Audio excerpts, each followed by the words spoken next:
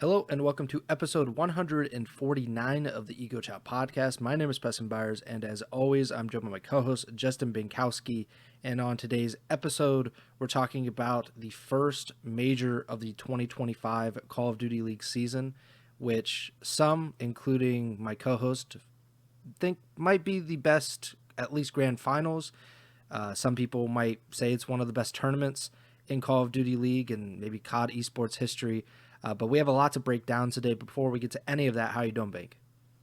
Yeah, doing well. Long weekend of some awesome Call of Duty. Um, this is probably the quickest we've done a podcast after the end of slash major. So, I think you're gonna get some good insight, hopefully, in terms of the matches because they're fresh on the mind. Um, and like Preston kind of alluded to, I think definitely up there, and especially in the CDL era, is one of the craziest and most entertaining tournaments and finals we've had in the CDL era. So a lot to talk about. Should be a good one. Hope you guys enjoy. Yeah, the last 4 days, the 12 CDL teams have been battling it out in Madrid, Spain, the first European CDL event in nearly 5 years.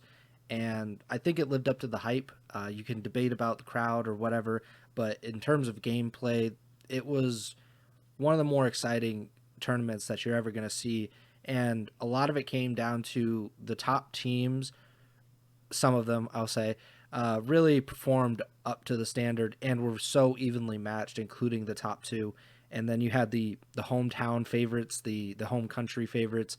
They had the run of a lifetime basically through this tournament, and there were just so many storylines and a lot of things that we have to talk about. Probably it will take us, more than just an episode to kind of get through all of that. But we have to start at the very, very top, as we usually do when we talk about these majors. Atlanta FaZe and Los Angeles Thieves, they play each other twice in this tournament. They play each other in the winners finals, and they play each other in the grand finals. They go to the very last map of each series and the very last round of the very last map in each series. The first in the winners finals, a game 5 round 11 reverse sweep by Atlanta FaZe, and then in the grand finals, a game 7 round 11 win for Atlanta FaZe.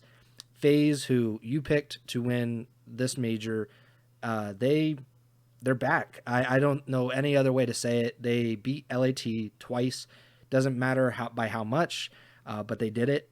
They proved to be the best team again, at least for the moment. Overall thoughts on Atlanta FaZe kind of comeback after a really poor start to this season?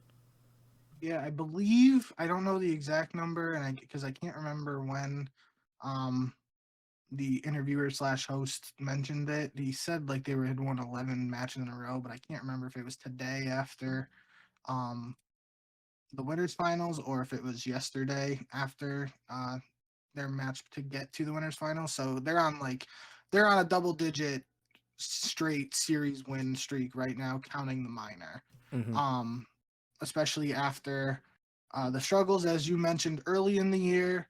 Uh, this is what people expected from FaZe, and they have turned things around since that early start. I know we had even had to talk about it over the holiday break and stuff, like just even the notion of people questioning whether they would have to make a roster change or not.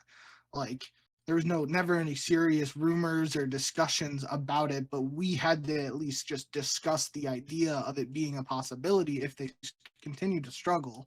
Now that's just completely out the window. Like you don't have to worry about it. Like they showed what they're capable of, and they're capable of lifting trophies and beating the quote unquote super team that was put together to win multiple championships this year. Um, Although LAT, for what it's worth, they had their own little skid and they came at a different time to Atlanta's, but um, you picked LAT to win this whole thing, and they showed what they're capable of too. And um, obviously we talk a lot about S&D and round 11s on the Ego Chall podcast and stuff. And if I mean if either of those round 11s, but especially obviously the last one, go the other way, the tone's completely different. And we're talking about LAT super team doing what they were paid to do, and doing what they were signed to do, and lifting the first trophy of the year, and how many more are they going to win this year, yada yada. So like that's how close these series were today, is literally 2 rounds of S&D away from a completely different major talking point, right? So um honestly, it was an incredible showdown, both matchups. um we're gonna I know I'm gonna talk a ton about it, so I'm trying to talk in generals first before we dive right in.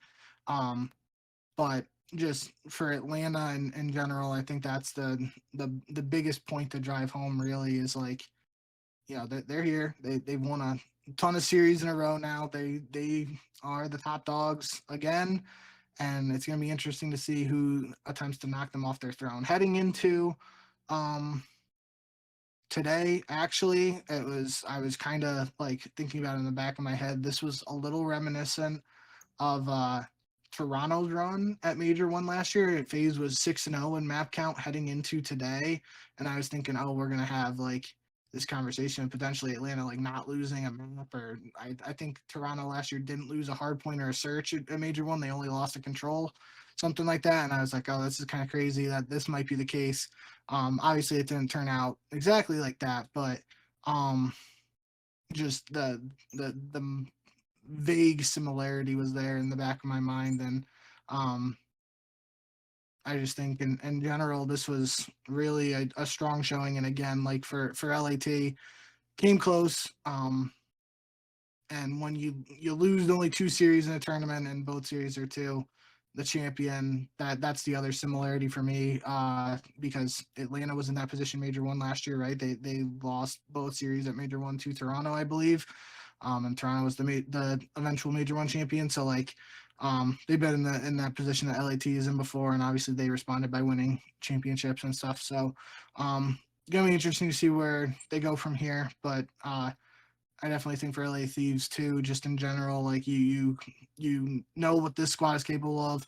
Um, one thing I think I'll talk a little bit more about in depth too is really Envoy. Envoy really stood out for me for LA Thieves in general this weekend and today in particular, and I think that was like potentially a like I didn't believe it, like a quote unquote weak point, or like just something people would look at for this roster, potential scapegoat if the roster didn't work out. And we talked about like his statistical struggles last year and all that yada yada. But he played incredible today. So shout out Envoy, even though they didn't get the dub. Obviously shout out all the guys on all these teams for putting on a great show today. I already yapped enough though, and I haven't even talked too specific yet, so I'm gonna take a little break, let you take over. To what you said about the win streak that FaZe has been on. So now they have won 12 consecutive matches, including the minor where they won 4. So if you're just looking at in the official like major cycle and stuff, they've won 8 matches after starting the season off with a 3-match losing streak. The comeback has been pretty incredible, and the way they've done it, I think, is even better because they beat LAT at the minor. LAT obviously gets knocked out in their first match in that minor, and then they obviously have to beat LAT twice during this tournament. They also beat the Toronto Ultra in this tournament, and like along the way they beaten the Boston Breach. The Breach to this point, at least before this weekend, they really had been super competitive with every single team except FaZe, and FaZe in back-to-back matches with them beat them 3-0. And I think that says a lot, even, like not as much nearly as beating LAT in Toronto, but like a team that has been right there with every other team that they played, and FaZe just looked so much better than them. This is the FaZe I think we were all kind of waiting to see. The talent was there. We knew at certain points last season we saw it come to fruition, and they were able to win a championship, and then it just tailed off at the very end, and there were all the questions about whether they should make a roster change at that point. Of course they don't. They go to ESWC, they win that, and then you say, okay, you won this. It's obviously not a CDL event, but it's a big money event. It's certainly somewhat prestigious in that sense where you're winning, 1.5, $2 million or whatever it is. And then they come into this season and they start off so slowly. Like, I want to take it back to the very first three matches. They lose to Toronto, they lose to LAT, and they lose to Carolina. Granted, those three teams looked like, for the better part of 2 months, three of the best teams in the CDL. But then they start to kind of pick up wins. I think they got the ball rolling with Vegas. They beat them in their first for their first win this season. So shout out Vegas, helping FaZe get started. And then it just started, piling on at that. The minor was, I don't know if what they would say if that minor helped them kind of get their groove or just iron out things. Obviously, that was the first, moment that we got to see them back in action after that break, and we had such like a bad memory of them basically throughout that entire holiday break. And then they come back immediately.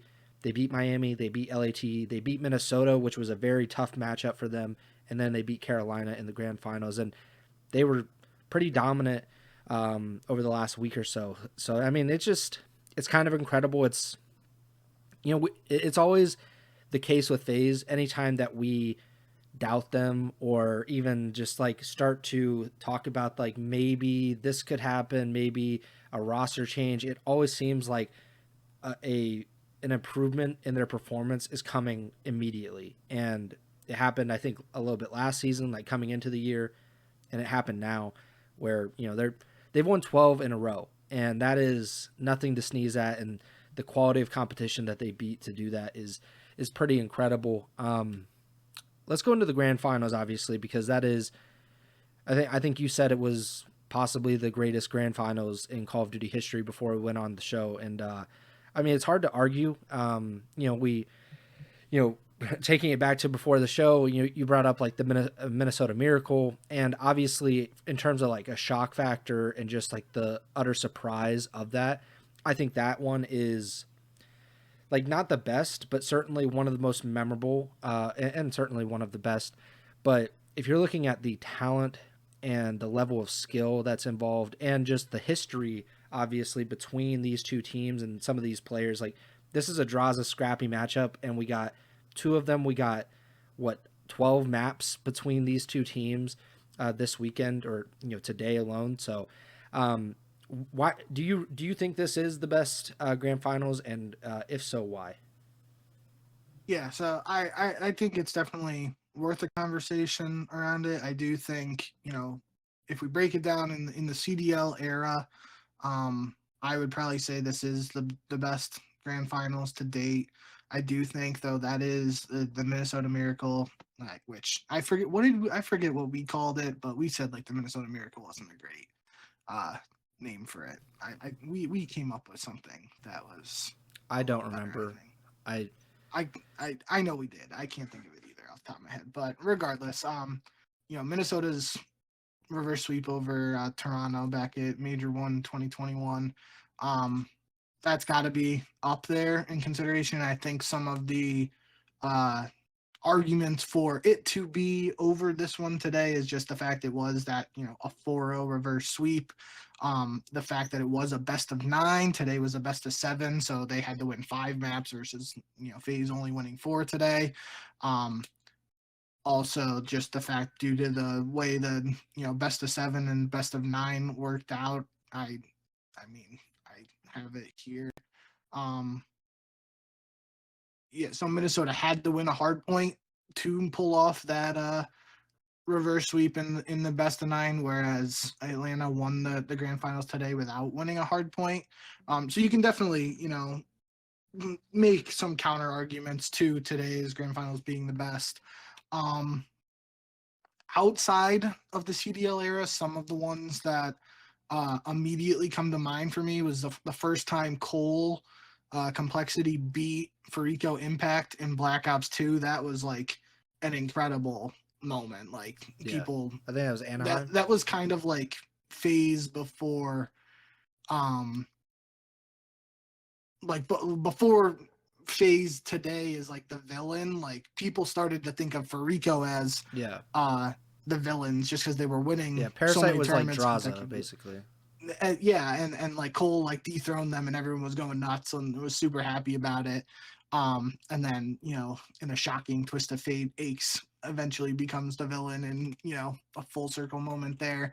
But that's one grand finals outside of CDL that comes to mind. The other one would be, I believe it was at X Games in Ghosts, where it was like OpTic against Team Caliber, and there was like the Sovereign Dom where Clay gets the final kill on Neslo with a Bulldog shotgun. I remember that, but that's obviously just like OpTic in nade shot winning a tournament. So like that's another grand finals that comes to mind.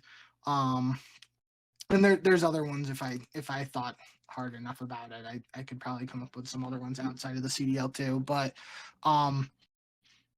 I think in general today, just like you said, from a pure talent perspective and the end result being literally last map, last round, it's really hard to beat that. And the fact that you're like able to, we do have a CDL best of 9 reverse sweep as like a contender. I think that's, if you tell me you go with that as number 1 and today's number 2, I'm not going to be overly mad about it or anything like that. So end of the day, I think today's, in my eyes, it's the best so far. Who knows? Maybe we have some more this year that live up to the hype too, and then we have a very interesting conversation about the best grand finals this year or all time, right?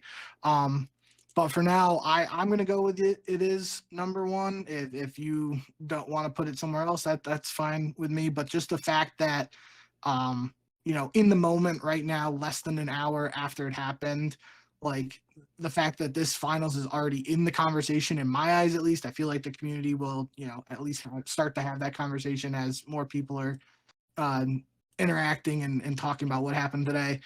Just the fact that it's already potentially in that conversation speaks volumes to the action we saw today.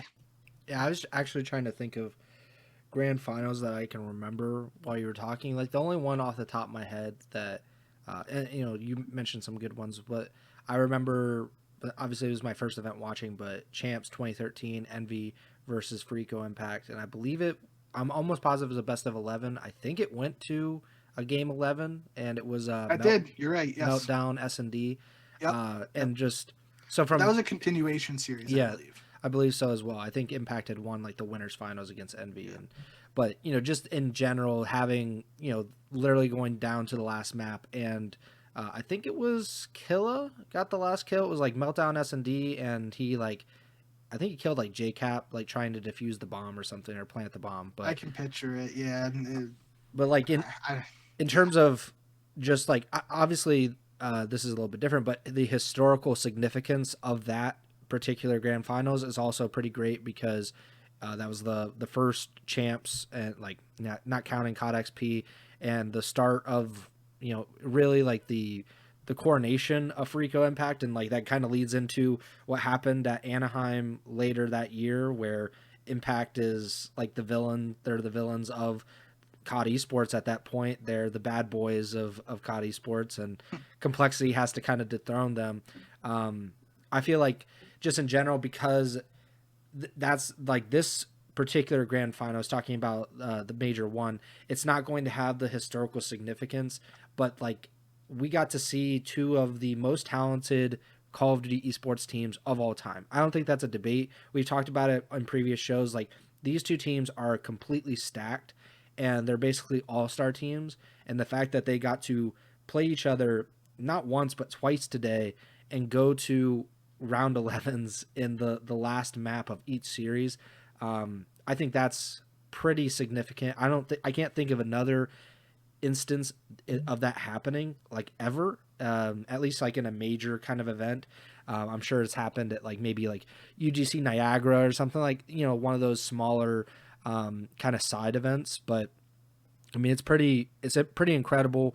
The rivalry, obviously, just the level of play is pretty crazy, and it really does set us up, hopefully, for a very entertaining rest of the season. Because I mean, if this was the first major, you're hoping that this is going to happen, to a similar degree at least 3 more times plus champs, and I think it really gives us like a better idea of what to expect as we move in. Because I was kind of so I don't know exactly the word. Like I just didn't know what to expect at all going into that Christmas break because we had never really dealt with a FaZe that looked as vulnerable and distracted as that FaZe did before Christmas.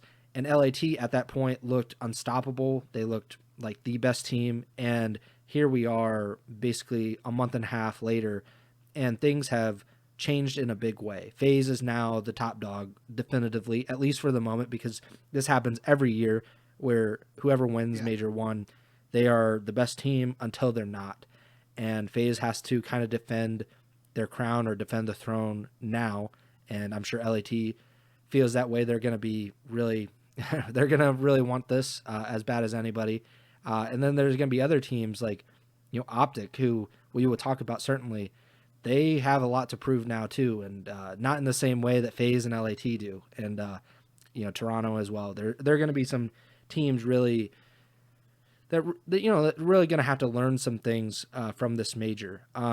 Before we dive any further into matches, the crowd was the subject of hype and anticipation, I guess, and we had briefly talked about it on the last podcast, and you were a little skeptical, I think, of the impact or just the in general the hype, whether it will meet reality or whatever. What did you think of the crowd? Did you think that it was better, worse? What was your kind of rating of the Madrid crowd at Major 1? I'll say, I think the players, for the most part, obviously there were FU Drazah chants, so like do with that Worldwide. what you will. So I don't know how much Drazah particularly enjoyed those specific chants. But from like the post game interviews and stuff, it definitely seemed like the players were enjoying the atmosphere there. Not to be super negative or bring up stuff unnecessarily, but I did think it was the interviewer or host was definitely for me very difficult to understand, and there were several players in the post match interviews who were having a tough time understanding, and obviously it can be a factor of his thick accent slash assuming English wasn't his first language. As that plus like the crowd noise, like making it difficult for them to hear anybody talking, let alone somebody with a strong accent or whatnot. I thought that was tough at times. There was even at one point after one LAT win, they were doing an interview with Hydra, and English isn't Hydra's first language, and he's talking to someone else who English isn't their first language with the crowd in the background. It was very tough for them. We did to play devil's advocate though. There was a really wholesome interview. We can talk more about it when we get to Miami, but Rancor, I believe it was after their win yesterday, um, was kind of a little emotional and almost brought to tears. It seemed like trying to do the interview in English at first, and then the interviewer again, because of where it was able to interview him in Spanish and then translate after the fact. So pros and cons to that particular situation. But I did think, in particular, the Gentlemates fans or the French fans who showed up, even though Gentlemates team only played in one series, like they were they seemed to be super hype, and they were supporting Hydra again, another French player, throughout his run. And there was a clip I saw on Twitter, I don't think I put it in the notes, of like after LAG mates lost, like the fans like met them. It was like a big circle, and the players walked out into it, and they were still cheering even though they literally got a last place finish at this event.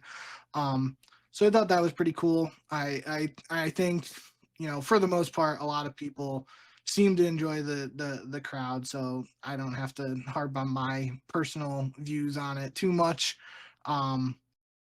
If that's the crowd and people think there is a very stark difference between what we saw in the stands this weekend as opposed to a North American event, that's up to them. I'll leave it to that.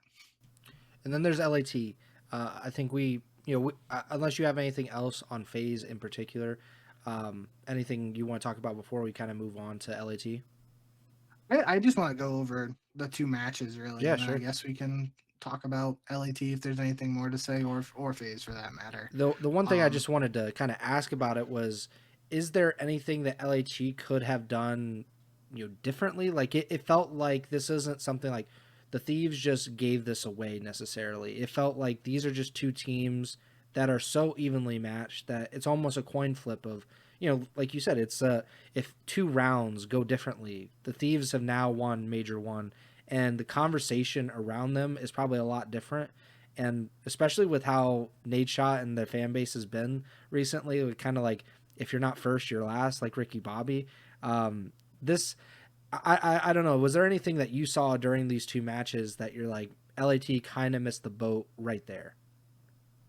um, so I again, I don't want to, you know, say that one thing in particular is the reason, especially in a series that's so close as these two series. One thing I will say, I was watching a lot of the Scump watch party this weekend, so shout out the boys over there. I was needing the little extra encouragement to stay awake for some of these early matches, and then they provided some good entertainment. So shout out to Scump Methods and those guys.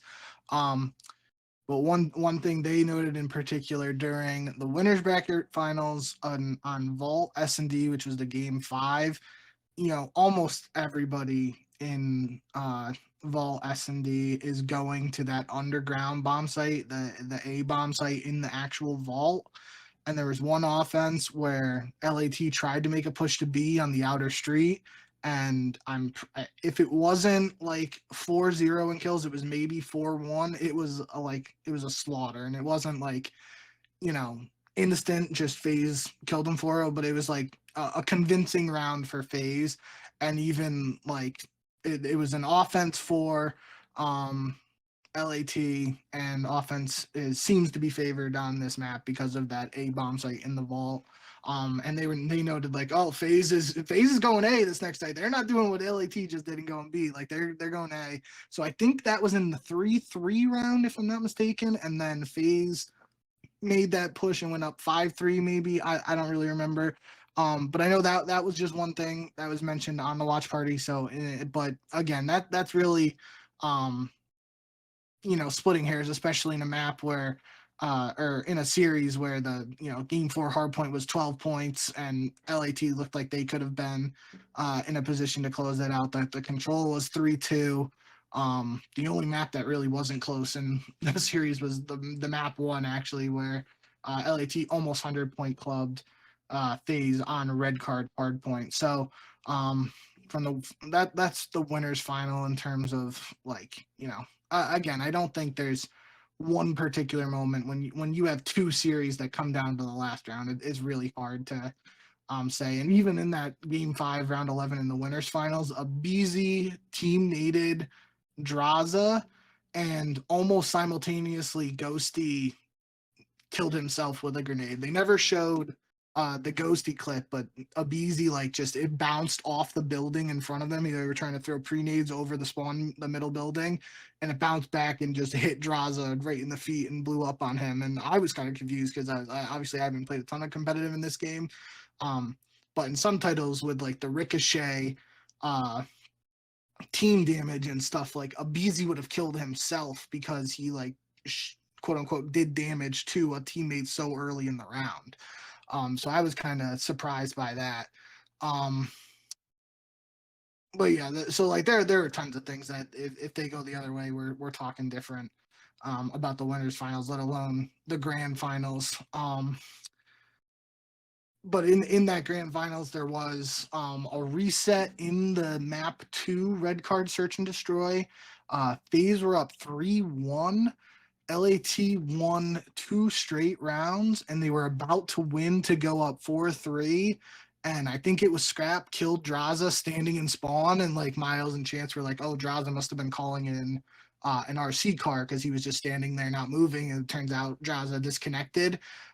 So they ended up, because he was literally in spawn, he had to have DC'd very early in the round. They ended up fully replaying that round 7, so it could have been 4-3 LAT, but Atlanta wins that round 7 after the reset, and then they win a 2v4 in the following round to go up 5-3, and that was pretty that was kind of a significant momentum swing in my eyes, because LAT had already made a wild comeback in the Hacienda Hardpoint map 1 of the grand finals, and if that reset doesn't happen, they're up 4-3. The 2v4 doesn't happen, they go up 5-3. Like, we're potentially looking at a 2-0 lead for LAT, and obviously FaZe did reverse sweep them in the other series, so I'm not going to say, like, if LAT went up 2-0, they're winning the whole thing, because obviously you can't say that with the reverse sweep.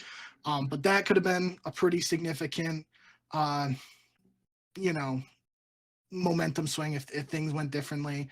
And even in the Hacienda Control, that was played in both the Winter Series and the Grand Finals. And in the Winners Bracket Finals, it was 3-2, and all 5 rounds went to offense, I believe. In the Grand Finals, the first 4 rounds were won by defense, and then Atlanta won an offense in round 5. So even Methods kind of was, I think he was kind of joking, but he might have been kind of serious. He's like, you can make the argument that Hacienda is the most balanced control map if we're seeing like the top teams literally in one instance all winning offenses and in the other instance almost winning all defenses. So I thought that was an interesting point. We can potentially dive into it another point. But yeah, and then I'm sure if I went through that Skyline S&D, there was the one round where Drazah almost got like a 4-piece in the other bomb site, like up the zip line in that little room. That's the second hard point.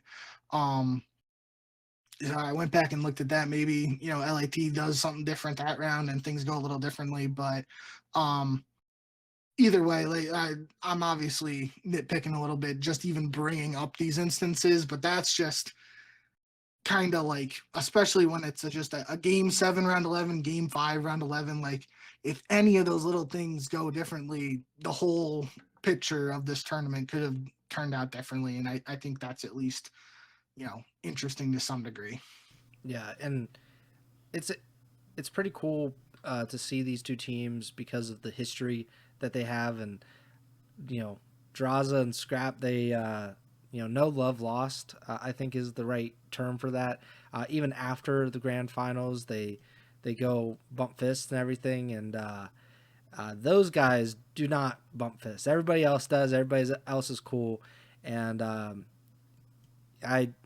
don't know. I can't read lips exactly, but I think Drazah was antagonizing him a little bit, and there was a little altercation, if you want to call it that, between the two. They go face to face. They have to actually be separated by the other players and some of the coaches, which is like literally never happens in Call of Duty except like Nade Shot Nakes and like and that was 12, 13 years ago, and it was like I guess that's interesting, but I don't know, like it.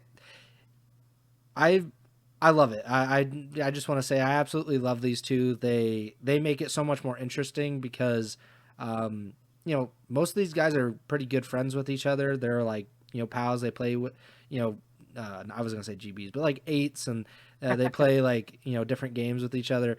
These two just don't mess with each other, and I appreciate that, and it adds something to these matches. I'm sure you loved it as well. No, that's what first and foremost, I think if it wasn't clear before today, it should be abundantly clear now that, at least from Drazah's perspective, I'll give Scrap some credit. Like, he at least offered to give a fist bump after the winners finals the first time, right? And Drazah like kind of like shouldered him, walked right past him. But at least from Drazah's perspective, he just simply does not like Scrap, and they have that beef, and I think that's okay. Like, he doesn't like the guy. He's not going to bump fists with him. He's going to talk shit to him. It is what it is. Like, I did think for a moment there after the grand finals, and obviously the thing that came to mind for me too is we might have a little shove here, and it might go back to that nade shot. I didn't think we were gonna see a full on fist fight or anything like that, but it at least the notion came to mind that, oh shit, something might go down here after the grand finals. Obviously, it didn't come to that. But I do think, at least from Drazah's perspective, it should be abundantly clear now. He just doesn't mess with Scrap. Drazah doesn't mess with Scrap, and he, for the rest of their careers, they are never going to team with each other. I would be very surprised if they did. There would have to be some serious, reconciliation of some sorts for that to ever happen. And I think this is like this proves that it's beyond just petty beef or trash talk, right? Like, way past that. The one thing that comes to mind, I think, is a decent example, because they obviously played in the grand finals today, is like Simp and Hydra last year. Like Hydra in at Champs, I think it was in the first round, because FaZe didn't do well at Champs last year. So I think it was in the first round, like first map, Hydra dropped like 40 plus. I'm pretty sure it was on a Rio hard point. And then he's like going in game chat saying, "That's my MVP, Simp," like yeah, like talking shit like that. They bumped this today. I'm pretty sure they did after that match. Like that's like good, clean trash talk. And end of the day, they're still like, I don't think Simp and Hydra hate each other. Maybe they are. Maybe they professional rivalry. They have a rivalry. Rivalry is a good word. Like they're two MVPs, and like they just want to beat each other. They don't want to kill each other. And they're going to be fighting for that MVP title for the rest of their careers, presumably. For at least from Drazah's perspective, again, I will say Scrap, like, he made an attempt to bump fists with him and be sportsmanlike, so we can't discredit that. And I'm not going to say Scrap absolutely hates Drazah. I could, after this stuff today, maybe Scrap's just like, yeah, screw that guy. Like, I don't give a shit about him anymore. But he at least made the attempt, right? Like, from Drazah's perspective, we can very clearly say he doesn't give a shit about Scrap, what he thinks. He wants to beat that guy every time. He does not like him. And end of story. Like, we will probably never see them bump fists, shake hands, anything like that after matches for the rest of their careers.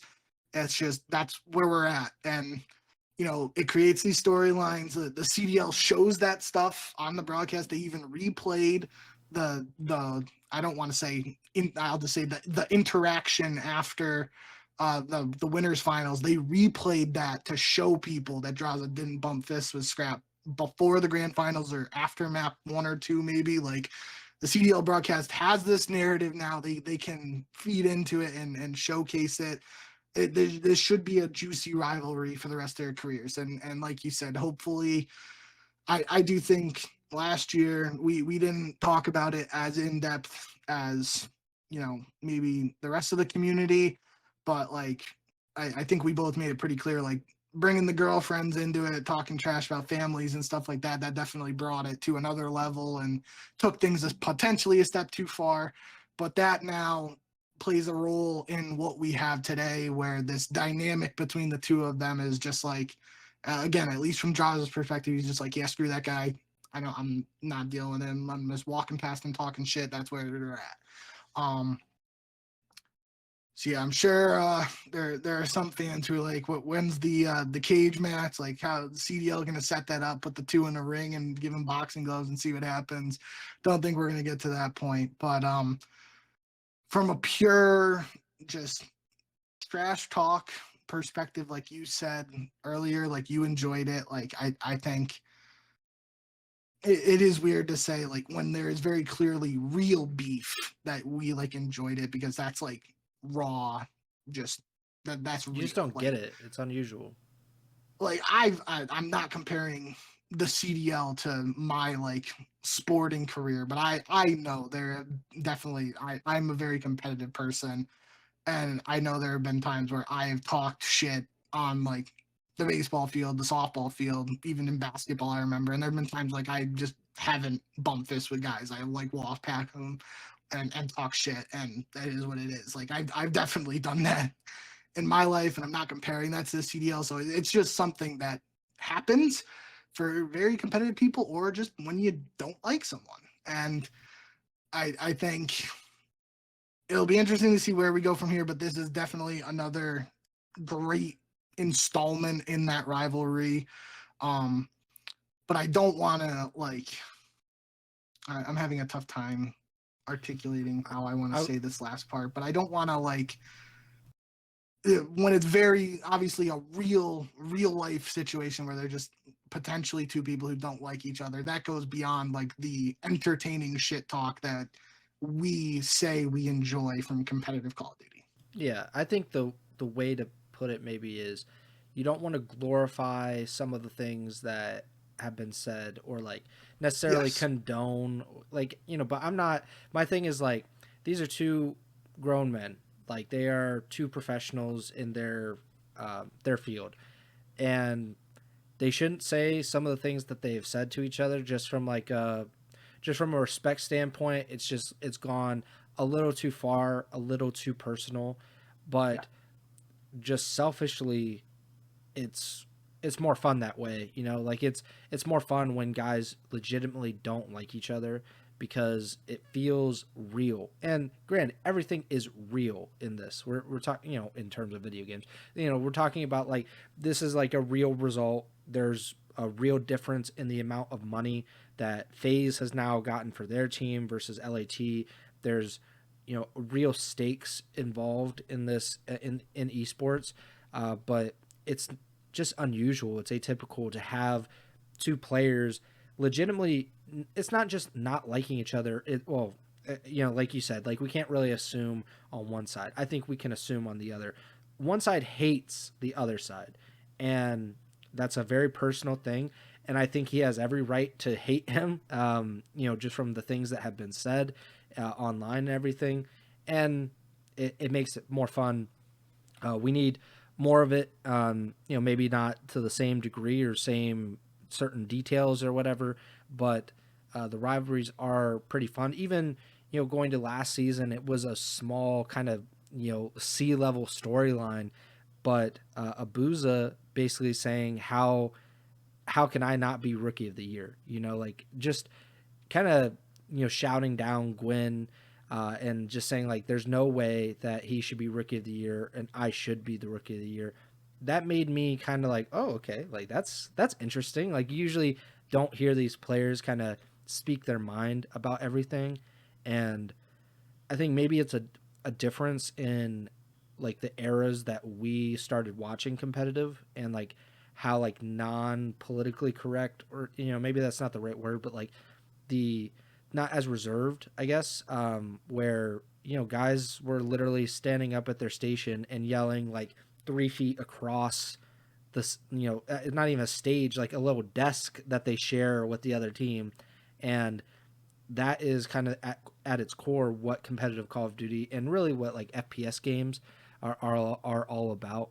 And you know, the best example being Killa and the Choo Choo Train and everything that happened there. I don't know if we're gonna get that.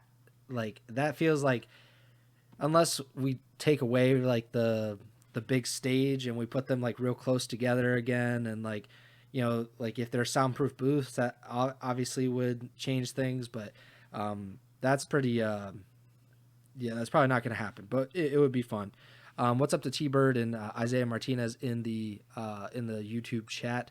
What do you guys think of the major? I mean, you know, you can rewind to the beginning of this episode, but I think we both agree that it's one of the best majors and one of the best events in CDL history, possibly in COD sports. You know, it's, I mean, granted that spans a lot of time, but we are, I mean, we're talking about some high level stuff, and there's just no replacing having two incredible talent stacked teams playing each other and going to kind of the limit as far as like each other. You know, we haven't really Yeah. seen two teams at this level be so evenly matched like this.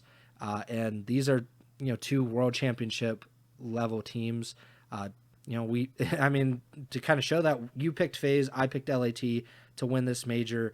And I think going into the next major, they're probably going to be our two picks as well. I can't see, at least at this point right now, another team trying to crop up, but we'll definitely see.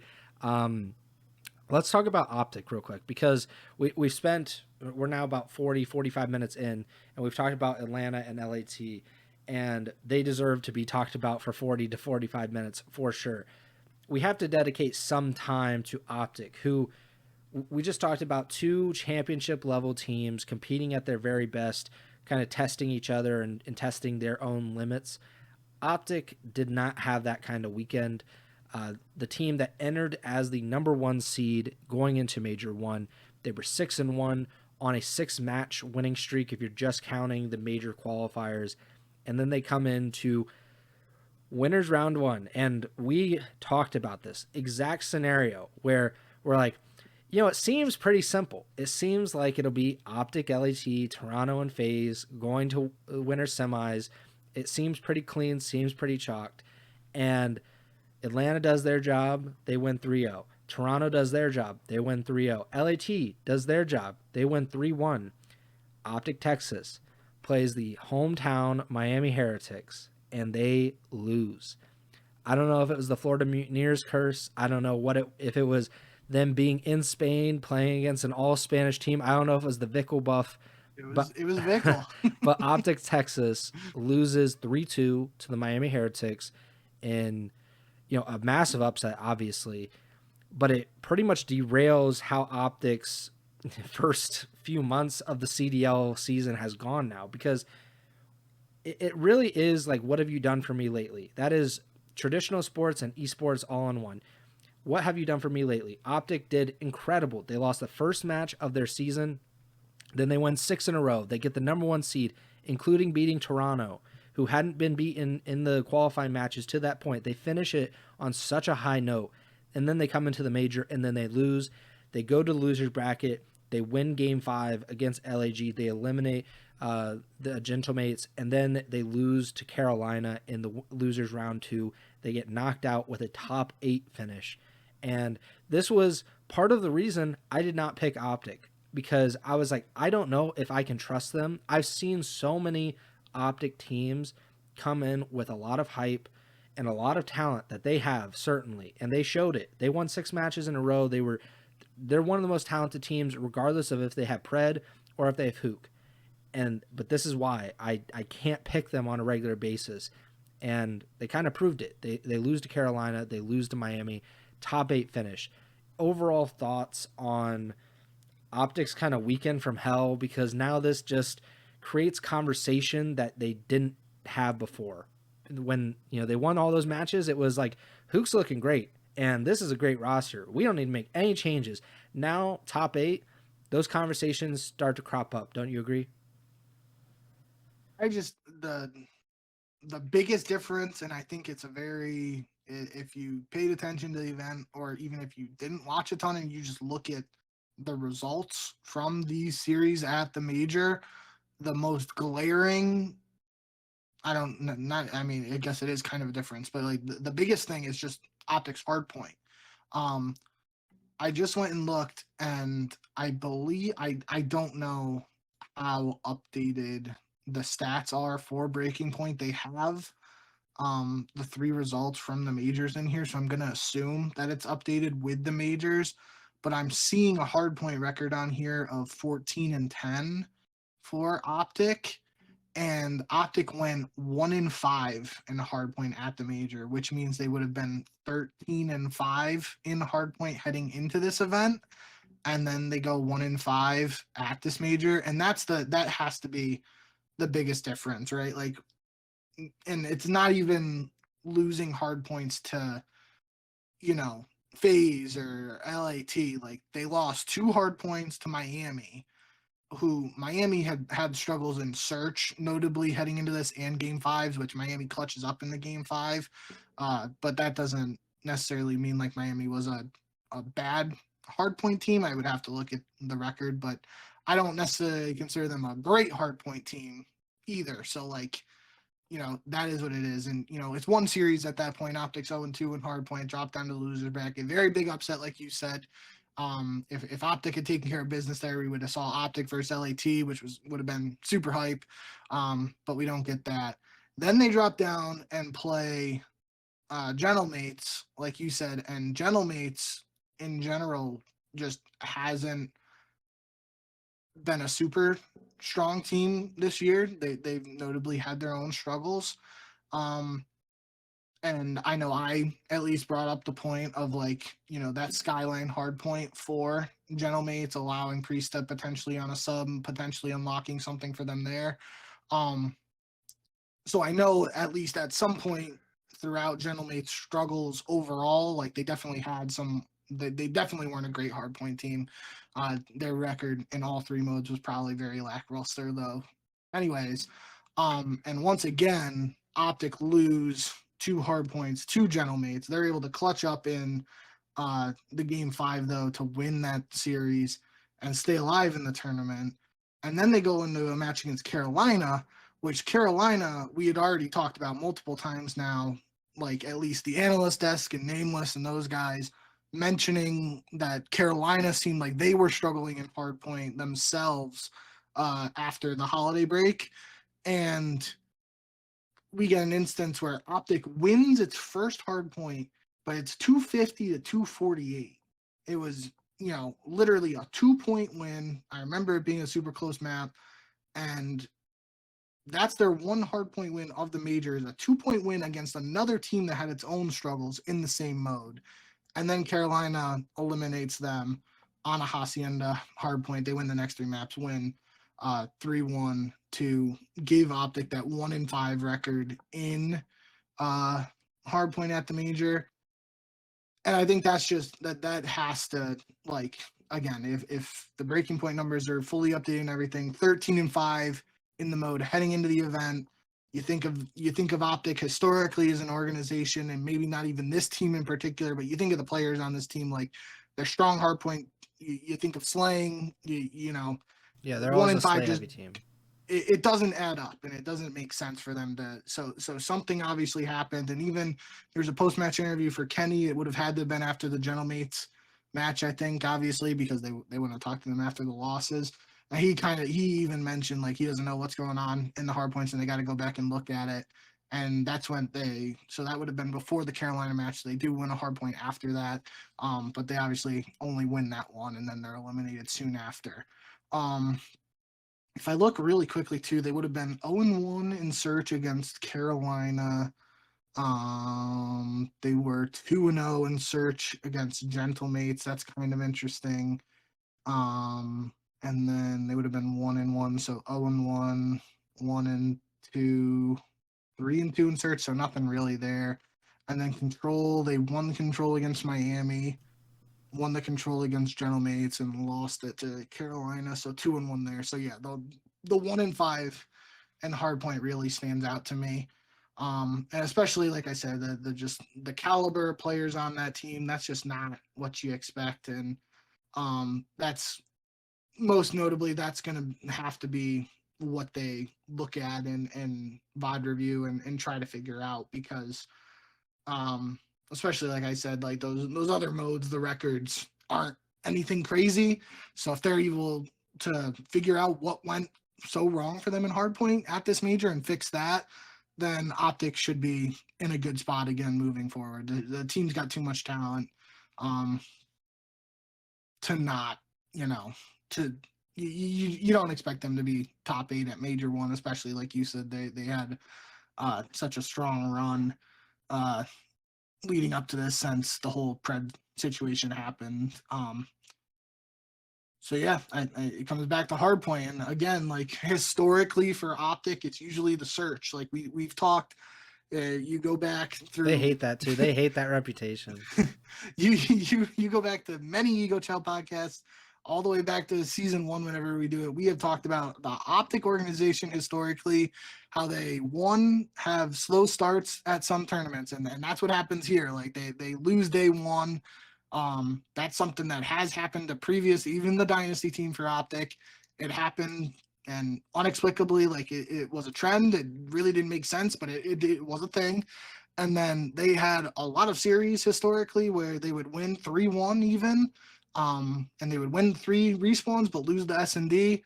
There really has never been, at least in my mind, where a situation where an OpTic team just has had struggles in hardpoint like this to a 1-5 record. And it's not like a huge sample size. Like if this goes into the major 2 qualifiers and we're sitting here talking about like OpTic playing 7 matches in the major 2 qualifiers and having like a 1-10 hard point record or something like that, then yeah, I'd be super concerned. I'm only mildly concerned just because it really doesn't make sense for them to have a 1-5 record against again, if they were 1-5 in hard point against FaZe, LA Thieves, and I don't know who the third best hard point team is. I'll say Toronto, but obviously yeah. OpTic just beat them. Yeah. If they were 1-5 against like 3 super strong teams, I wouldn't even be super concerned, or I'm not super concerned as is, but I would be less concerned than them being 1-5 against Miami, Carolina, and Gentlemates. That doesn't add up to me, and that's obviously the biggest thing OpTic will have to address in this little tune-up period we got before the Major 2 qualifiers. And I believe their first match of the Major 2 qualifiers is against Atlanta FaZe, so that will be very interesting. You used concern and you were like, yeah, I'm not really concerned. I'm never really like concerned about OpTic in that sense because this is just who they are. Like I always think of OpTic as like not inconsistent in the sense like they're going to go 500 all the time, but they could look like the best team and then the next weekend they're like, what the hell happened to you guys? Like it doesn't make sense. This has been a trend over multiple years, multiple rosters. Like it's not the same guys, and it happens year after year after year. And it's not like they need to blow up this team or anything. They just won champs, like I don't know, like 8 months ago or something.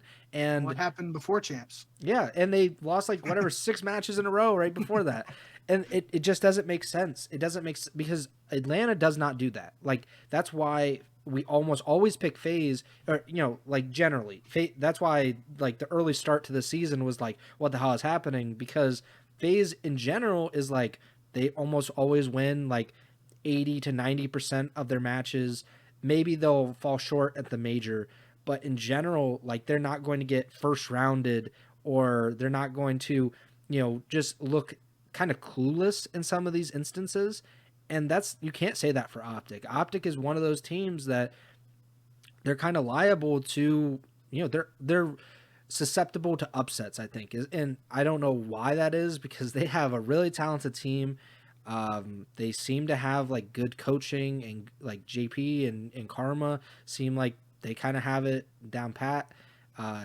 It I just don't know what the like connection is. Like, is it really just like Dashy? Like, because he's like the hold, yeah. Like, but that's really like the only thing I could think of is like he's like the only guy that's like connected to even like the OpTic like CWL roster. Like, not including Karma, but like that, it just doesn't make sense to me why this team would have the troubles it does at just kind of random points, unless they just, the practice in general, like the environment, the practice environment is just like kind of inconsistent, so it leads to inconsistent results. I'm just trying to come up with ideas for why this could be. And I do think, it being a European event and the whole long travel and minimal practice presumably before the actual event, because like you're taking days to try and get adjusted to the new time zone and whatnot. Again, not to like make excuses for OpTic, but that is at least worth bringing up here. I feel that like, maybe that's one potential thing that at least comes to mind for me. Because again, like if they were 13-5 before this 1-5 at the major, like if they just weren't tuned up because they had a couple days where they were traveling and jet lag, whatever the case may be, maybe that's a reasonable thing to say in this case. But I do, at the end of the day, it's just something kind of perplexing, and we'll have to see how they address it.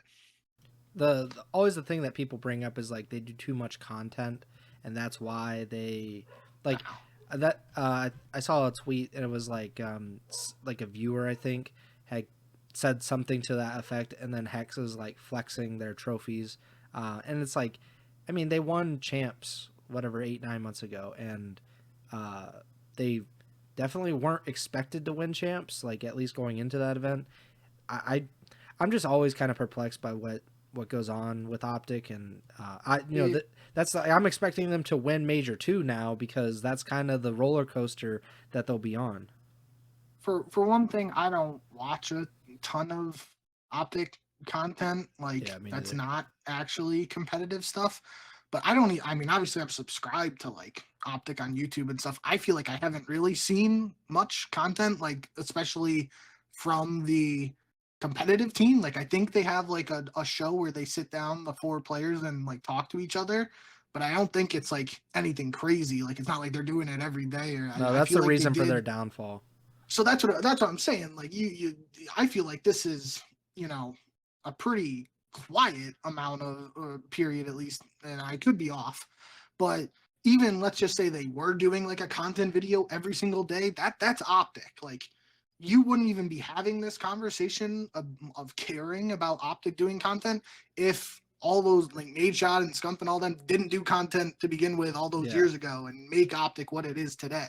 So like there's got to be a give and take there. Like that's what OpTic is. It's not like, I'm just gonna say Vegas Falcons. Like we don't have Vegas Falcons doing a ton of content and becoming household names and being huge fan favorites. Like that's not what's happening right now. And they're like that's just what OpTic does. That's their recipe for success. And it was even I mean, Greenwald fans don't like to think about it, but there was a stretch there for a while in the early days of not early days, but like, competitive COD, like after uh Black Ops 1, they won a couple events in Black Ops 1, and then they did an MW3 when there wasn't the Yeah, they were in Apex.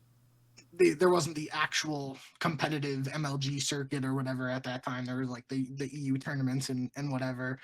And I think they obviously won the Chicago event with the nade shot push of Aches, but then they And then went on a spree like they went on a for a drought. while that they didn't win before the outside of X Games. They didn't win like an MLG event for until like the AW Dynasty run. So like I don't know. And end of the day, like anyone saying content has something to do with that, that's just wild to me. I I think it's think just like a holdover from that, like not the OpTic Dynasty, but like I don't know what like what would you call like the Nade Shot Big Timer Merc Scump team? Like that's like the most popular team, like from a like a content standpoint. Like I don't know what people call that team. Like that might be like OG kind of OpTic, but yeah, that team was doing too that's the much house. content. It wasn't Yeah, the 60/50 house. That's yeah, what you that call was it. OpTic House. They were doing too much content, and that's probably why they weren't winning events. But they were playing Minecraft more than playing Call of Duty. So like those guys at that particular point, you could blame them for prioritizing content.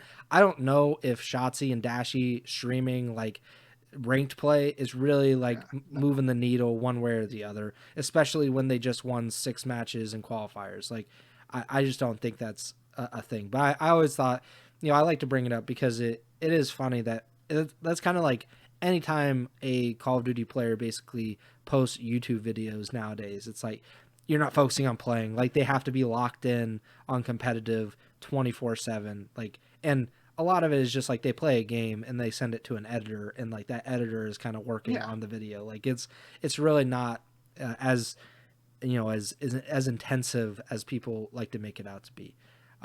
Let's talk real quick about Miami because you can't really talk about like I actually one more thing on OpTic. You said like you're not concerned about them. I'm not really concerned about them. I think Green Wall fans will always kind of be concerned about a Yes. top 8 finish. Do you think there will be kind of a push for Pred to come back? Because before this, there's no reason they go 6-1. They're the number 1 seed, but then one bad event. I'm not like I don't think you can blame Hook for this. Like I'm not saying you should, but he is the obvious scapegoat in this kind of scenario. As like we kind of went with the Atlanta FaZe. Like there was the RC slasher. Like that role was like you are the first man out if we have to make a roster change. Hook would obviously seem like the first man out if OpTic made a roster change. Do you think there could be a push for Pred to come back into the fold now that they have disappointed on LAN? Well, I think if you're talking about from an OpTic fan perspective, definitely there will always be OpTic fans after. Like, I mean, there's probably OpTic fans for a couple years now after OpTic have had lackluster finishes or like pick up Sim, pick up a Beezy. Like they want whoever the MVP is and the best players. They want Scrap, they want Hydra, they want everyone. They want the best players. They want them on their team. So from some fans, there will probably be that conversation. There's just a lot of questions. We don't even know for sure if Pred is coming back for like this major 2 cycle. Like we don't know if he's going to be in the US, if he's still in Australia. I think somebody said he was was it you who said it on the last Yeah, he podcast? posted like on He's in Instagram that he was in Toronto. Toronto. Yeah, so I don't know. There's a lot of questions around what's actually um, going on with him. There's also questions around like how that whole, for lack of a better term, how that breakup went down. Like, is there any like internal stuff between those players and Pred that would be like, yeah, we don't want to play with him again?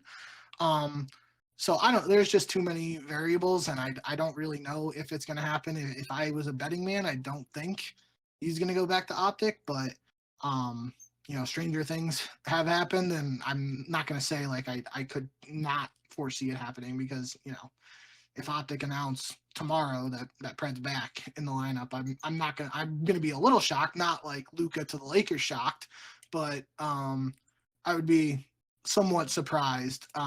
But end of the day, I think the whole Pred situation is very interesting. I didn't imagine us having to talk about it from an OpTic perspective, because I wouldn't have guessed them coming top 8 at Major 1. But so I do think like that door is, even if it's not totally shut in my eyes, like even if it's only like a very slight crack, it's very slightly cracked open, and the chance is there. I don't necessarily see it happening, but we'll have to wait and see. Is Luka to the Lakers like Hydra for Slasher right now? Like that's like I'm not. That's not shade on Slasher. Like I'm saying, he's Anthony Davis. Like he's a little bit older than Luka is, and obviously Slasher's older than Hydra. Slasher's a good player still, but Hydra is like not seen as the top guy in the CDL anymore, or like at various points. But like he is obviously one of the best players out there. That's what I was just trying to get at. I wasn't trying to throw shade on anybody. No, there is. I think Breaking Point did it like was it Hydra for? I know Rule put it in my one chat. Like Simp is like Jokic in my opinion. It was Simp for TJ was the Breaking Point comparison for Luka for AD. I think in general, some people are like not. I'm not saying they think AD is a throw-in, but I think some people are disrespecting how good of a player AD is.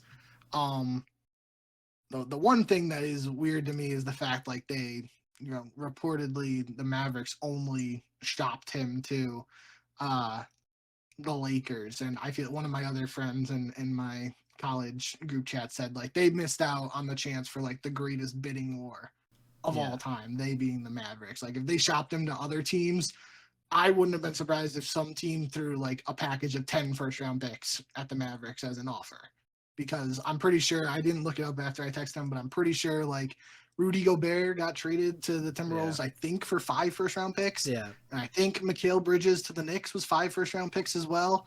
So if you're telling me Luka can't command 10 first-round picks as like at least an offer, I don't know if I'm by it, but we don't got to talk about it. I don't think our listeners care too much about our opinion on that. I was just thinking, because I was trying to think of it when the trade happened, and like I saw people on Twitter, and I was like, what is the equivalent here? And like I said, I believe Simp is Jokic. He's like definitively the best, and like they could not literally be physically any different in stature or anything. Like they just look completely different.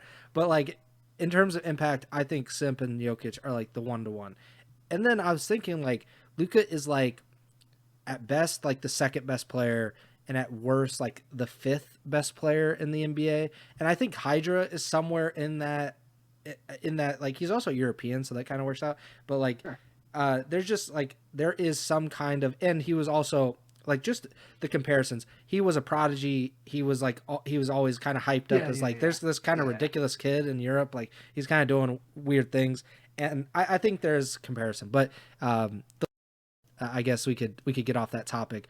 I do want to talk real quick, and I think something we mentioned at the beginning of the show, we will talk about these other teams as we get into other episodes as we go on, like over the next week or so, because they're taking a week off from CDL matches, so it's not like so time sensitive and like important that we do it like right now, like we talk about like all 12 teams, but we do plan on kind of touching base on all of these teams and giving our thoughts on like how they did at the first major. But I did want to talk about Miami because they were the surprise. Like if you look at like the top four, you're like, okay, what happened to Miami, like why are they there? And also being the team that not hosted it, but they were like the favorites in terms of the crowd was definitely in their corner for a lot of their matches. It's a pretty incredible run, just in the sense like they beat OpTic, which was like, holy crap, what's going on? They lose to LAT. They go down to losers bracket. They win 2 matches, which I certainly was not expecting that. They beat Minnesota. They beat Carolina. 2 teams that aren't, of course, having their best seasons or certainly aren't having their best performance right now. But Minnesota did, actually win 2 matches before that. And then they play LAT again and they get 3-0. But any thoughts on Miami in general? Obviously having the crowd in their corner and just being able to, like we've said in the past, be that team that kind of spoils the top 4. When you think the top 4, you're thinking that it's going to be the 4 best teams or what we believe to be the 4 best teams. And then there's the Heretics, and they're kind of the greatest beneficiaries of these CDL points. And I think it'll go a long way. So what did you think of their performance at Major 1? Yeah, I mean, first and foremost, excuse me. I know I said it when we were talking about Atlanta and Thieves, like Thieves come in second at this tournament, and they only lose to Atlanta. Similarly for Miami here, they come in third and they only lose to the Thieves. And although both series were 3-0s, they weren't necessarily the closest series for Miami against Thieves. I mean, the first one, 250, 236 in the hard point, 6-4 on the search, and a 3-2 in the control. So first one was a little closer than the matchup in the losers finals, but nonetheless, it was an impressive showing for Miami. Where again, like they only lost to one team, and they get in third, and the one team they lost to is the team that made it to the finals and comes in second. So in my eyes, absolutely nothing for Miami to be upset about. They have to be thrilled with this performance. Again, obviously they would have loved to hoist the trophy in front of a I don't want to say home crowd, but for lack of a better term, hometown fans. That would have been a cool moment, and I do think again, that the interview with Rancor was like the crowd got behind him and everything. Like that was kind of a pretty wholesome moment that like just showed like the support of this squad, and it kind of goes back to what we were talking about in the qualifiers and the preview show. Like if Miami didn't even get a winner's bracket opportunity, there was a world where we wouldn't have had any of that stuff to talk about, and it would have been one match in front of those fans, and that would have been cool. And then if they lost that, it's done and over with, right? So I think the fact they were able to go on this run and do it in front of a Spanish crowd that was very much rallying behind them and supportive, that was pretty cool. So I'm glad it worked out that way. From that perspective, in general, though, I think it was definitely surprising for them. Beating OpTic was very surprising. Like we kind of already, talked about that enough. But then again, they lose to LA Thieves. That's what you would probably expect. But I think that Minnesota series, we'll talk more about Minnesota at another time. Minnesota's been a pretty competitive team overall, despite numerous game 5s and reverse sweep potentials.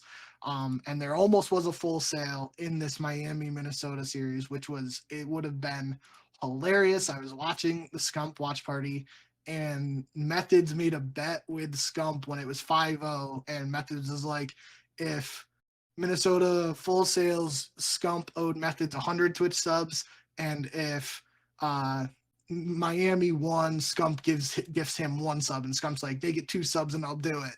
And they shook on it, and then as the round count start climbing, Scump's getting more and more nervous, and it actually comes down to, I think it was a 1v1 or 1v2 in the round 11, and it was wild. Scump was freaking out. So that was a fun moment. But so that's another situation. Like, they almost, didn't go on this wild run if Minnesota pulls off that Full Sail, and that would, from a S&D fanatic perspective, like I would be all over dissecting that and going crazy. But that's a 3-2 win where we talked during the qualifiers and stuff about Miami's S&D struggles online, and even they didn't have a great Game 5 record at one point this year. Again, small sample size, but they showed some ice there to clutch up and then beat Carolina, which Carolina had, its own situations. And there was, we'll talk more about Carolina, but Vivid had like a sty situation going on with his eye, and his right eye was basically closed the first day, and it slowly looked better as the tournament went on. So the fact Carolina made it as far as they did was kind of, with that going on, was wild to me too. But nonetheless, Miami played pretty well against them, and they won some hard points. I mean, thinking about it, they win 2 hard points against Carolina. They win the 2 hard points against OpTic, and they went 1-1 against Minnesota. So that would be 5-1, and then the 2 losses to Thieves and 2 3-0s would be 5-3. So nothing crazy from a hard point perspective. But then Search They've kind of been 1-0. Yeah, it's been a rough go, at least in Game 5s for them until this weekend. It was kind of a turn of fortune for them. But yeah, long story short, I do think that, there was a lot of crazy moments, I feel like, from all of the guys on Miami, really. If I go back and think, I definitely have some in the notes, like some real pop-offs in the slaying statistics. I know Metals had a couple of good search and destroy moments. I'm pretty I can't remember what there was something in one of the searches. Metals like popped off, I remember. But even Lucky had one map where he was like almost double. It was the Hacienda control against Carolina. He went 27-15, and I was like, that might be like his best KD of the year. And that was in a loss. So, it was in that S&D against Carolina. Metals went 15-6, and previously, in the tournament, Ghosty went 16-4 in search, which is the best search kill record of the year so far, I believe.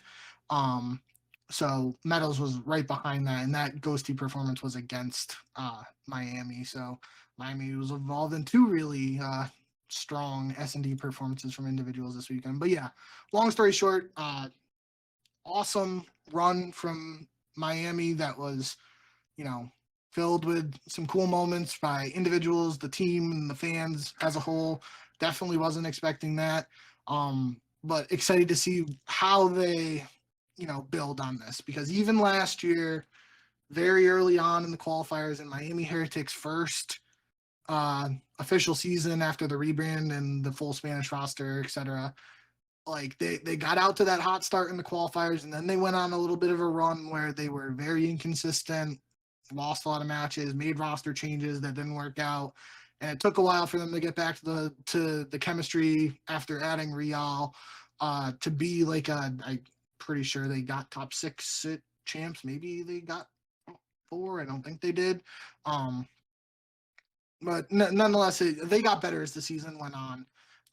But they had a run there in the middle of the season where things didn't go great for them. And that was after a pretty hot start where I know even we talked on the podcast about being excited about, just how well they were doing when expectations were low for them coming into the CDL.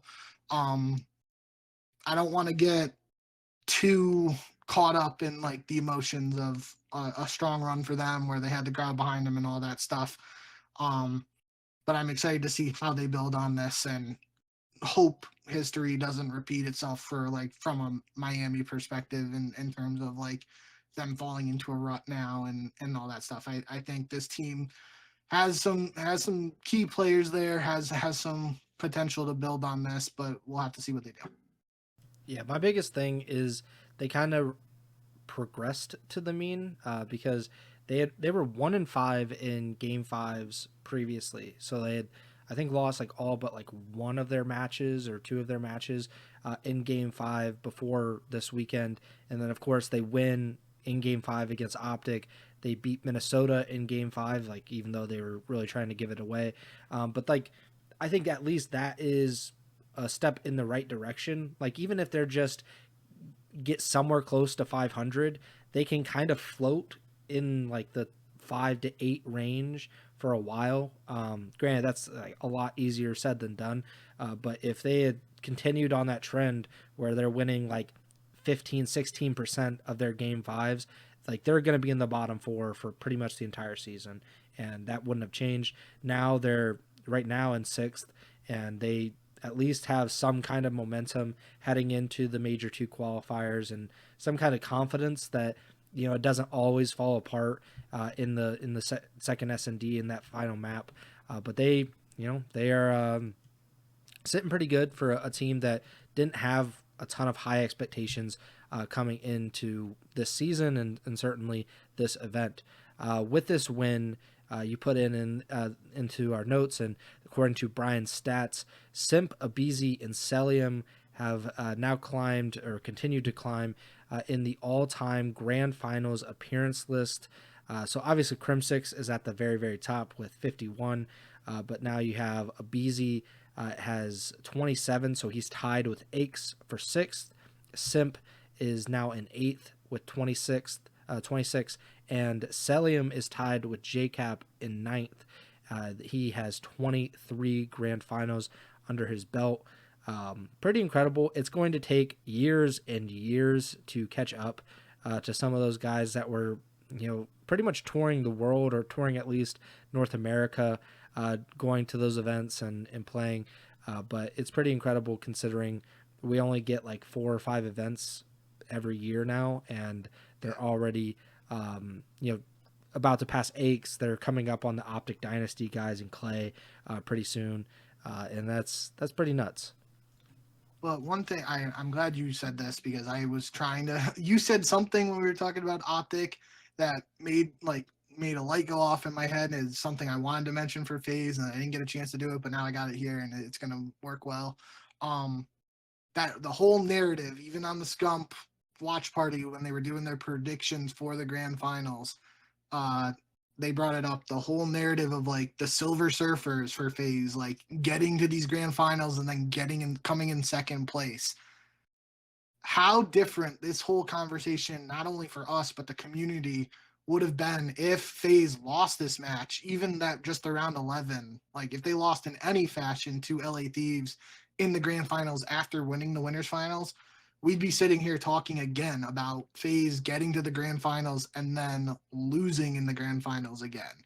And I think that's important to bring up just because like that, I mean, if they did it at EWC, winning that event, you can say what you want about the event and where it counts and the CDLs, all that yada yada. But the fact they're able to get to the grand finals here, play the same team again, and get the job done in round 11 definitely is potentially a sign of like maybe they're gonna get over that Silver Surfer allegation or moniker, whatever you want to say. But it is, you bring up those numbers like Abizi in 27 grand finals now, Simp in 26. They're 12-time champions. Brian Stats also tweeted. Drazah, is that 6? He says 3 championships for Thieves and 3 for FaZe. Only player to win a major championship in the last 4 Call of Duties. That's pretty cool. And then Celium joins the double-digit champion club at 10. So if you look at that other thing you said, so Celium would have a 10 and 13 record in grand finals. Abizi would be 12 and 15, and Simp would be 12 and 14. That's kind of wild. Yeah, I think it's tough because I mean, we can relate this back to traditional sports. Like LeBron gets a lot of stuff for getting to the finals and losing, and then like there are other players that have gotten to the finals fewer times but are like more successful once they get there. Like it just kind of depends on what you're trying to kind of credit, or is it more important to get there and get to a grand finals like Abizi and Simp have now done nearly 30 times, but they've lost more than half of them. Like, is that, like, to me, like some guys that have played just as long as them don't have like half of those, or like Yeah, have yeah, about yeah. half, and like okay, like they've won almost as many championships. Like that doesn't really mean anything to me. Like I feel like, and I think when we talked about this topic, we talked about it more in depth. I can't remember the episode, but we talked about it at some point about like this reputation that they have developed mostly over like the last 3 years since Yeah. Cold War, because they just kind of dominated everything. Um, I would just like, I don't think that's a bad thing. I like, obviously you want them to win. Like if you're a FaZe fan, like you want to win those grand finals, but them getting there so consistently is just a credit to how good they are. Yep. And yeah, like I mean they probably should win a few. They've definitely come really close to winning a few that they didn't in the end. But they are, I mean, they're right there. So at least if you're giving yourself a shot on a Sunday, I think that's really all you can ask for, especially with how competitive the CDL is nowadays. And like there are, really competitive and really great teams that they have to play on a consistent basis.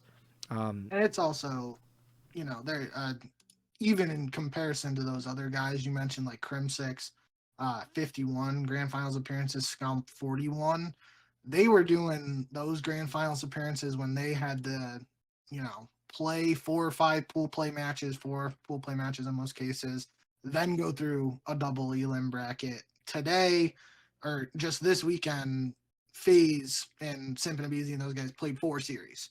They had to win 3 series to get to the grand finals. Whereas some of those other Yeah. events for guys on there, they played more series just in pool play than FaZe had to do to get to the finals of this event. And that's all, Yeah. that's where you get to your era conversations and all that in traditional sports and all that stuff. But we Yeah. don't got to dive into that. It's just a margin of Um, error thing where nowadays it's like you have fewer series, so you don't have to win as many, but you also, if you lose one, like that's so much more impactful than losing one series in like say 8-9 years ago. Like those guys just had so many reps. Like just with the law of averages, like if you just win most of them, you're gonna turn out to be pretty good. And I don't know what I would love to see what the win loss is for like someone like Krim, because he was on so many different teams that, like, did he win 50% of his well, 51? he's a 30 something time champ. It's like Oh 37, yeah. 38 for him, right? So he would have, yeah, he has like a 60 Even something percent win percentage. Scump is at like, if Scump's not at 30, he's at high 20s. Yeah. So, Yeah, so I mean it's pretty crazy, especially like in this era to consistently do this. And I mean they almost always make the major finals. It feels like yeah. FaZe, speaking of them, and they made the most of it this time. And but again, if they major two, like it's only about a month or month and a half away. If they come out of that and they get second or third, I think the reputation will kick back in. And like, what happened? Like, are they Silver Surfers again? And that's probably not fair, but that's just the reality of modern day Call of Duty. Another stat that Brian Stats brought up was total grand finals kills in CDL history. So just in the CDL, Abizi, Simp, and Celium are in the top three. They're the only players with more than 2,000 kills in grand finals. The fourth place player is Arcides, who was on FaZe for the first few years, and he is at 1,158. So he's like half of the rest of them. And I think that just kind of shows like they do it all the time. Like they're there at least 80%. I don't know how many grand finals and technically there has been in the CDL, but they are in like a vast majority of those grand finals, and that kind of proves it in terms of just how many kills they're getting. Yeah, I think that stat in itself is a good testament to the whole, like, regardless of the Silver Surfer allegations and whatnot. Like they are obviously in a shit ton of grand finals in the CDL era because the kills there speak for themselves. If they weren't in almost every finals, they wouldn't have that kind of number.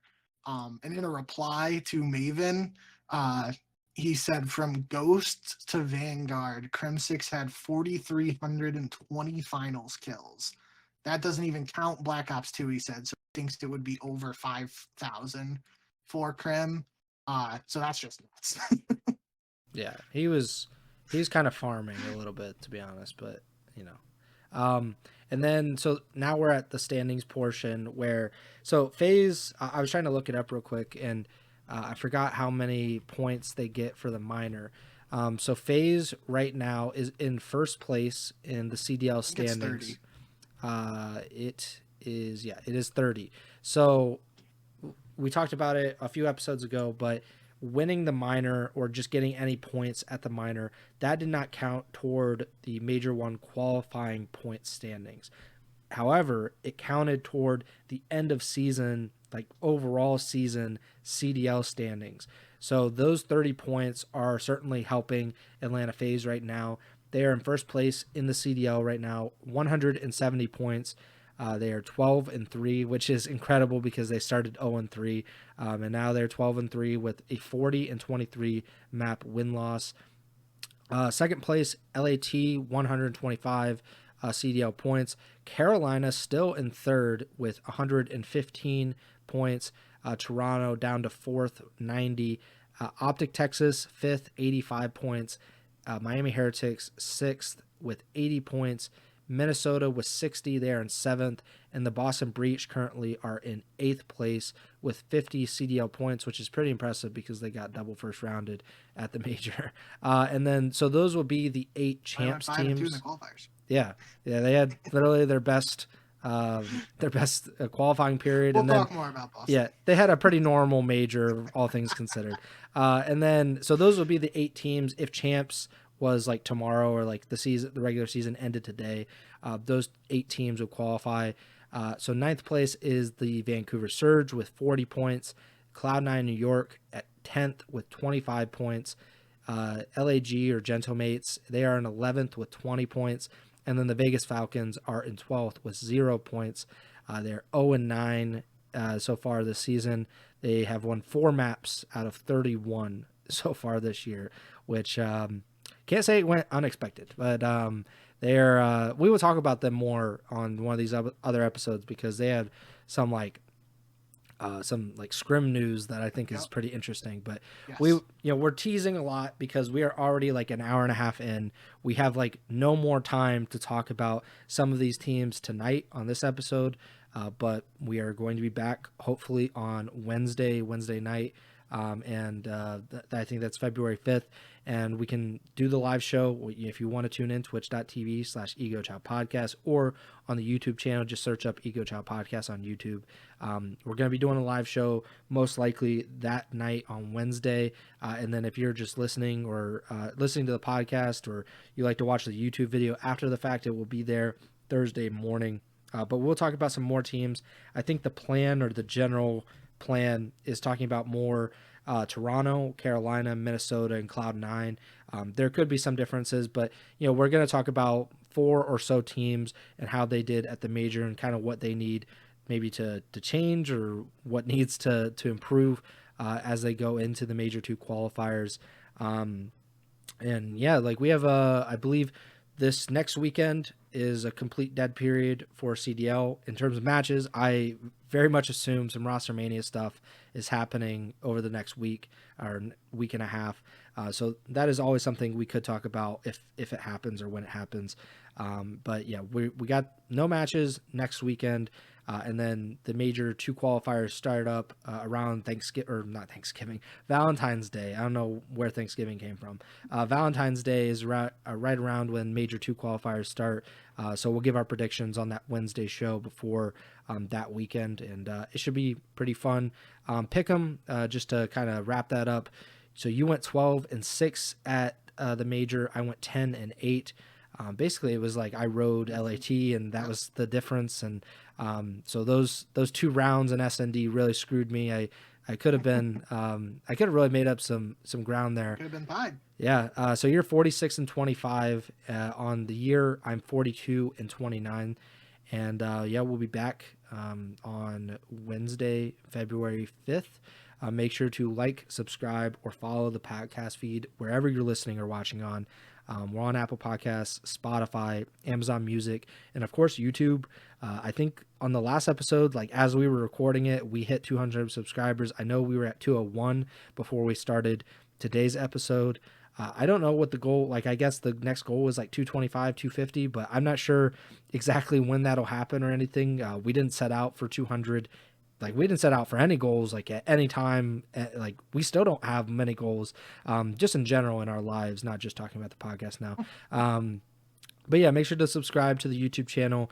We're gonna start. I'm gonna try to do the daily YouTube videos.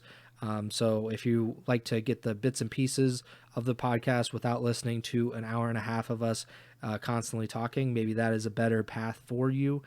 But, you know, or if you just want to support us and listen to our sultry voices even more than just listening to the podcast, we really appreciate that.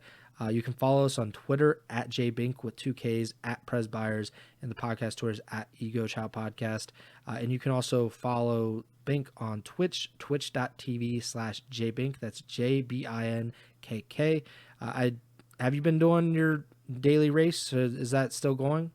Day 24. Today should be day 25. So there you go. We're almost at a month straight of Bink streaming, so you can follow him on Twitch. And yeah, we'll be back on Wednesday. Appreciate all of your love and support. And Bink, take it away. Yeah, thank you guys as always for the support. I think, you know, I'll just throw it out there right now as like a probably lofty goal, but we get 300 subs on YouTube by the end of the CDL season. I'd be pretty happy. So just throw that out in the universe and see where we're at. But thank you for all the support up to this point. It means a lot. Hopefully you guys enjoyed the major this weekend, enjoyed us breaking down mostly the finals and a couple other teams. But we do have a little bit of a break here, and we'll be talking about all the rest of the teams in depth as well over the course of this next 2-week period.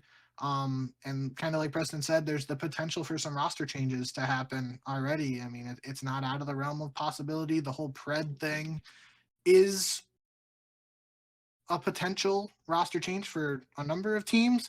Even if that doesn't happen, there's a very real chance that some of these other teams that didn't have a strong showing at Major 1 decide to make a change that doesn't even involve Pred. And we'll be here to cover all that. So hope you enjoyed. I know I did. I enjoyed the major. And yeah, until next time, remember, send a chall.